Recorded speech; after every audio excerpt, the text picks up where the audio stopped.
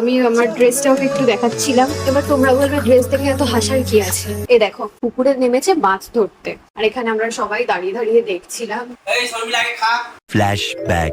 Hello guys, welcome back to our channel. তো এটা হলো ওর বার্থডে ব্লগ। একটু দেরি হয়ে গেল ব্লগটা দিতে। তো সকালবেলায় আমি চলে গেছিলাম ওদের বাড়িতে, সাথে করে আমার ভাইকে নিয়ে according to our plan, because একা একা তো আমি সবকিছু করে উঠতে পারবো না, একটু ওর হেল্প লাগবে কিছু কিছু জায়গায়। তো এখন দেখতে পাচ্ছ আমি দুপুরবেলা খাচ্ছি, খাওয়ানো খাওয়ানো করছিলাম, বাট তাও অল্প একটু খাচ্ছিলাম। বার্থডে দিন বার্থডে বয় কি করছে সেটা কি তোমরা দেখতে চাও? এ দেখো পুকুরে নেমেছে মাছ ধরতে, আর এখানে আমরা সবাই দাঁড়িয়ে দাঁড়িয়ে দেখছিলাম। অ্যাকচুয়ালি ও জানতো না কিছুই যে আমি কিছু সেলিব্রেট করবো বা কিছু, আমি জানি না কিছু গেস করেছিল কিনা, বাট আমি ওকে কিছু জানাইনি বা কেউই ওকে কিছু জানায়নি। আমাদের কিছু কাজ ছিল, তো সেই কাজটা করার জন্যই আমি ওখানে গেছি, সেটা ও জানে। তো জানি না হঠাৎ করে লাকিলি ও পুকুরে মাছ ধরতে নেমে গেছে, আর আমি তো ভাই সুযোগ পেয়ে গেছি এবার আমার কাজ ছেড়ে ফেলার। তো আমি তখনই ভাবলাম না আর টাইম ওয়েস্ট করা যাবে না, আমি আমার কাজগুলো সেরে ফেলি। তো সেইভাবে আমি চলে গেলাম। বেরোন ফলাতে ফলাতে তো আমার অবস্থা কাহিল হয়ে গেছিল রীতিমতো। আমি ভাইকে বললাম ভাই আমাকে একটু হেল্প কর, একটু ফুলিয়ে দে, বাট না, ও নাকি বেলুন ফোলাতে পারে না। এত বড় মিথ্যে কথাটা আমাকে বললো, আর সব বেলুন গুলো আমি একাই ফোলালাম। এখানে আমার সাথে একটা ইনসিডেন্ট হয়ে গেছে, আমি বোথ সাইড টেপটাই আনতে ভুলে গেছি, তাই জন্য বেলুন গুলো লাগাতে পারিনি, এখানেই সাজিয়ে দিয়েছি। তো গাইজ আমার সব সেট আপ রেডি হয়ে গেছে, তোমরা দেখতেই পাচ্ছ। দেখে নাও, মোটামুটি যা পেরেছি করেছি। ফ্যান চালাতে পারছি না, তার জন্য আমি গরমে পুরো সেদ্ধ হয়ে গেছি, দেখতে পাচ্ছ। ঠিক আছে, আর বেশি কিচ্ছু বলবো না, জাস্ট ওকে নিয়ে আসবো। কেমন লাগলো জানিও। তো চলো সেলিব্রেট করা যাক। কিছু বলবো না, এবার আমি রেডি হব, তারপরে ড্রেসটা চেঞ্জ করে কথা হচ্ছে।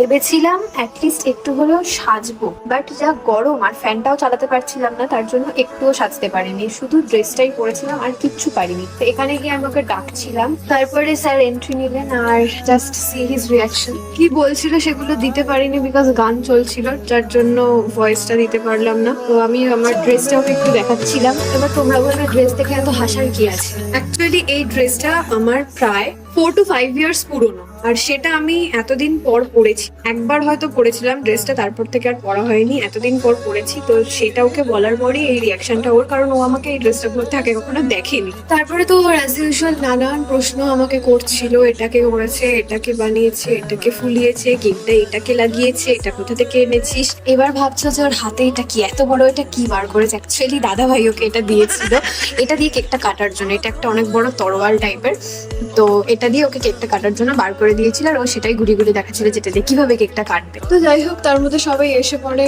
এর মধ্যে এখানে এনারা আবার শুরু হয়ে গেছে ফটো তোলার মধ্যে। হঠাৎ করে ভিডিও করতে করতে এদের ফটো তোলার ইচ্ছে হয়ে গেল, ফটো তুললো। তারপরে আমরা ভাবলাম যে আমরাও কটা ফটো তুলে নিই, তো আমরাও তুলছিলাম কয়েকটা ফটো। তারপরে তো পাওয়া গেল আসল জিনিস, সেটা হলো আমার ভাইয়ের তরফ থেকে ওর জন্য গিফট। গিফটটা ও দিয়ে ওর নিজেই খুব খুশি হয়ে গেছে। তো গিফটটাতে মেনলি ছিল, ও একটা কার্ড বানিয়েছিল, তার মধ্যেও শুধু একটাই কথা লিখেছে হ্যাপি বার্থডে। তাও অনেক স্পেলিং মিস্টেক ছিল, বাট তাও ও যে গিফটটা বানিয়েছে এত কষ্ট করে, এটাই অনেক। আগের দিন রাত্রেবেলাও খুব কষ্ট করে তাড়াহুড়ো করে এটা বানিয়েছে। আর ও কি লিখেছে সেগুলো পড়তে পড়তে আমি হাসাহাসি করছিলাম, আর সবাইকে দেখাচ্ছিলাম যে দেখো কি লিখেছে। ও যে এরকম একটা কিউট গিফট দিয়েছে, এটা দেখেই সবাই অনেক হ্যাপি হয়ে গেছে। তার জন্য দিয়েছে, তার খুশি তো আর ধরে রাখার মতো নয়, সে তো খুবই খুশি। তারপরে আসলো আমার গিফট পড়ানোর পালা। তো গিফটটা পড়ানোর আগে আমি একটু ব্যাকে চলে যাই। যখন আমি গিফটটা আনতে গিয়েছিলাম, গিফটটা আমি বাবার সাথে আনতে গিয়েছিলাম, তো অনেক কটা দেখার পর ফাইনালি একটা পছন্দ হয়েছিল। তো তোমরা গেস করো কোনটা নিয়েছিলাম, দেখতেই পাবে যদিও বা। তো চলো গিফটটা ওকে পরিয়ে দেওয়া যাক।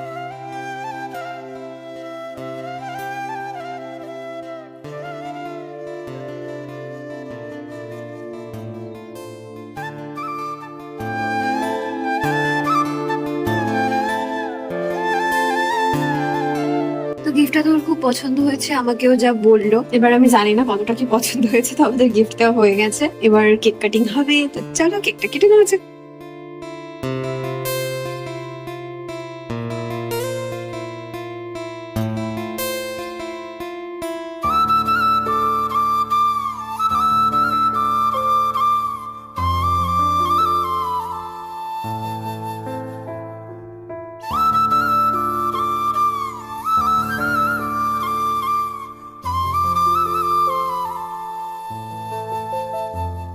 তো আমি বুঝতে পারিনি যে ও হঠাৎ করে এরকম কিছু একটা করে। প্রথম কথা, ওর ড্রেসটা সেটা তো আমার যে কেকটা সেটার সঙ্গে পুরো ম্যাচ করেছিল, মনে হচ্ছিল ওরই বার্থডে হচ্ছে, ঠিক আছে। তো আমি দেখে শুধু স্টান্ট, আমি আর কিছু বলতে পারছি না, কারণ এই ড্রেসটা আমার কখনো চোখে পড়েনি। তো যাই হোক, সবাইকে এখানে খাওয়াচ্ছিলাম ঠিকই, কিন্তু ভাবছিলাম যে আমি কতক্ষণে খাবো।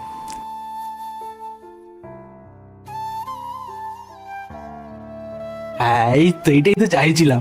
আর এই তো ওর কথা বাদই দাও। আর দাদাকে আমি আমি জানি ও আমাকে লাগানোর ধান্দাতে আছে, কিন্তু দুজনেই ব্যাকআপ করে গেলাম একটু। কেক ফেক সবাই পেলো, কিন্তু বেশিরভাগটা আমি পেয়েছিলাম। তো এদিকে তো আবার লস্যিও খাওয়া শুরু হয়ে গেল। তার মধ্যে আমার দাদার কিছু বক্তব্য থাকে, সেটা শুনে নাও। এই শর্মিলা আগে খা। দাদারা কি বলবে? খাবো? আগে খা, তারপর বলছি আমি। বলছো খাবো? একদম। খাচ্ছি তাহলে। গাইড তো ভালো লাগবে।